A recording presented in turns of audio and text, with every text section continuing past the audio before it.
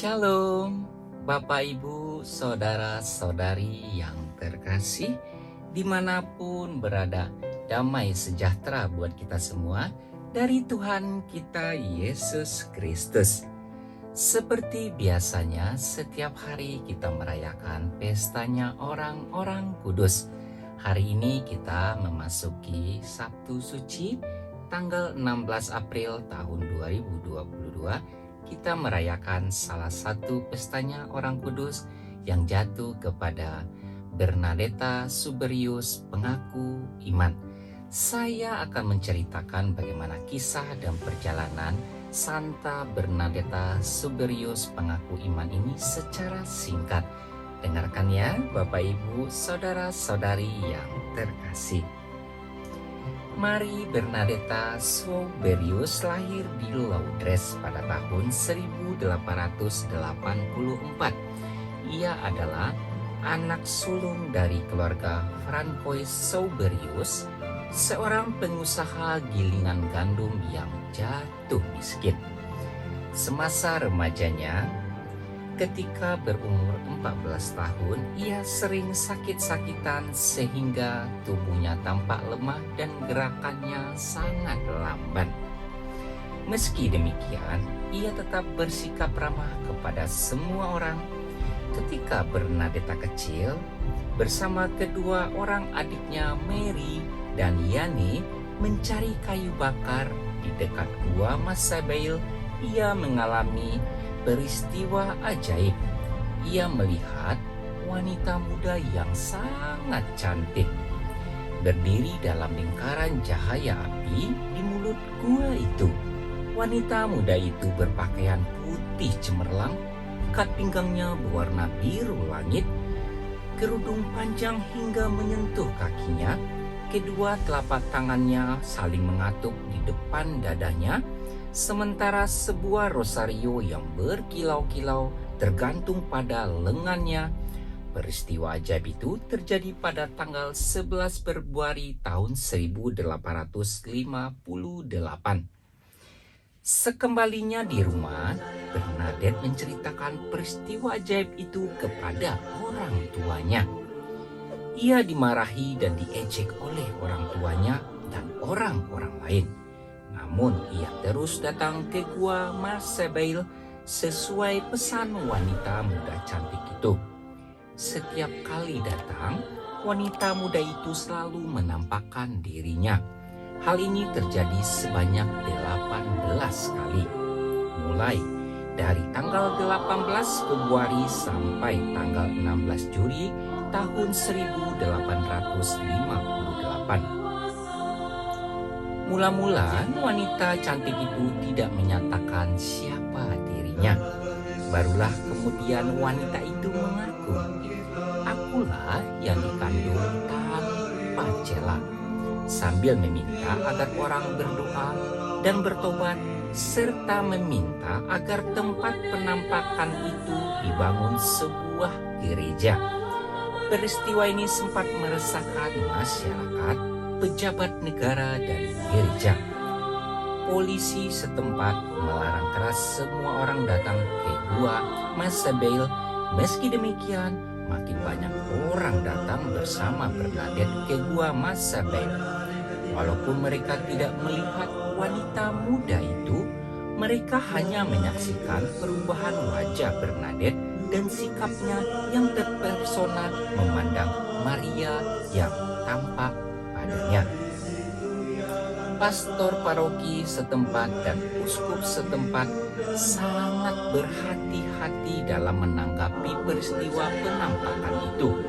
Beberapa tahun lamanya Bernadette banyak menderita, baik karena kecurigaan orang-orang yang tidak mau percaya, maupun oleh semangat serta perhatian yang berlebih-lebihan dari orang-orang yang percaya. Namun ia menanggung semuanya dengan tabah dan sabar sambil tetap percaya kepada Bunda Maria yang menjanjikan kepadanya kebahagiaan surgawi. Pada tahun 1866, ia masuk biara Suster Caritas di Nevers.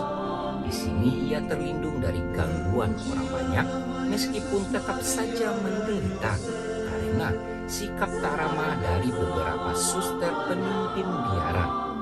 Dalam situasi ini, penyakit asma yang sudah deritanya sejak lama kambuh lagi dan semakin parah. Akibatnya pada tahun 1879, Bernadette meninggal dunia pada usia 35 tahun. Jenazahnya tetap disimpan dalam biara.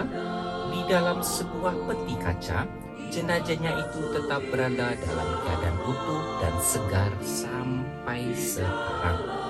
Peristiwa penampakan Bunda Maria di Lourdes pada tahun 1858 itu dan banyak mujizat penyembuhan yang terjadi di sana sampai dewasa saat ini menjadikan Lourdes tempat ziarah teramai dan sejarah Kristen.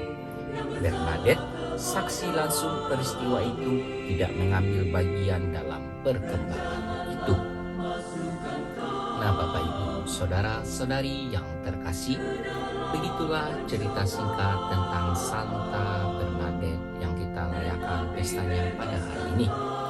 Semoga kita yang setiap harinya merindukan mendengarkan bagaimana kisah perjalanan orang-orang kudus santo menjadi semakin diberkati, iman kita semakin diteguhkan dan dipertebal, kita menjadi semakin bersemangat untuk melayani sesama demi kemuliaan Tuhan kita Yesus Kristus. Tuhan, begitupun juga Bunda Maria, senantiasa menunjukkan mujizat, menunjukkan kuasa-Nya kepada orang-orang yang betul-betul percaya kepadanya. Bagaimana kita yang hanya memiliki separuh hati, penuh rasa kekhawatiran, mempertanyakan, benarkah Yesus itu ada? Benarkah Santa Perawan Bunda Maria itu nyata? Buanglah segala keraguan itu dalam hati kita.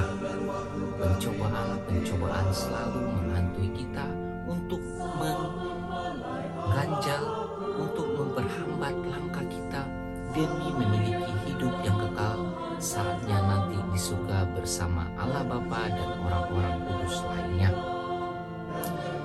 Bapak, Ibu, saudara-saudari yang terkasih, selalulah kita bersikap rendah hati kepada sesama, terlebih di hadapan Tuhan kita Yesus Kristus. Kita tidak ada apa-apanya. Begitu banyak mujizat yang terjadi dalam hidup kita. Apakah kita masih meragukan kuasa dan cinta kasih Tuhan kita Yesus Kristus kepada kita semua? Marilah kita pertanyakan hati dan diri kita masing-masing. Barangkali di sini kita masih mempunyai keraguan. Serahkan seluruh hati, jiwa, raga, tubuh kita hanya kepada Tuhan kita demi kemuliaan Tuhan kita Yesus Kristus. Jadilah terang bagi dunia dimanapun kita berada. Selalu andalkan Tuhan kita Yesus Kristus dimanapun kita berada. Kasih-Nya tidak berkesudahan kepada orang yang selalu mengandalkan Tuhan Yesus Kristus. Mujizat pasti terjadi setiap harinya kepada orang-orang yang selalu mengandalkan Tuhan Yesus Kristus. Bapak, Ibu, saudara-saudari yang terkasih, terima kasih sudah mengikuti perjalanan dan merayakan pestanya Orang Kudus setiap harinya. Sebelum kita berpisah, marilah kita memohon berkat dari Tuhan kita Yesus Kristus dengan menyerahkan hati kita sepenuhnya dalam damai. Semoga Tuhan kita Yesus Kristus berkenan memberkati kita selama-lamanya. Tuhan Yesus memberkati.